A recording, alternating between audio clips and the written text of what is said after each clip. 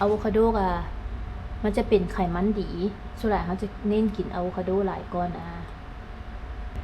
เขาจะเพิ่มความหวานให้มันนิดนึงอันนี้เมนน้ำตาล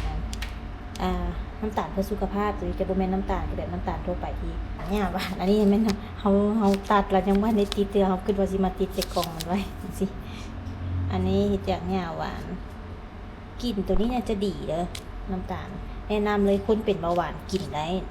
น้ำตาลตัวนี้เขาจะมาใส่น้ำตาลน้อยนึงนางเอกของเฮาอันนี้ก็คือนางเอกของเฮาคนก็กินอันใหญ่อย่างของมันพรเขาก็เลยบ่ตอกแต่ปกติถ้าว่าผู้ใดเฮ็ดนมอัลมอนด์เองเนาะเขาอยากให้เป็นแบบอยากให้มีแบบเวลาเขากินแล้วบ่อยากให้มันเป็นเฟื่อนๆแบบมันมีใยอย่างมาพร้อมแบบคือเม็ดถั่วเป็นอย่างนะเขาก็ตองแ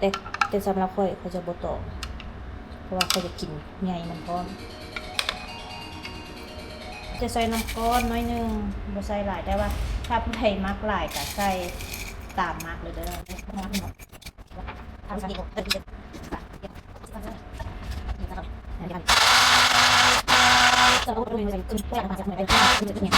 กินได้เลยนี่หน้าตาของนางก็จะเป็นแบบซี่ว้าวเนิบเลยเนิบเลย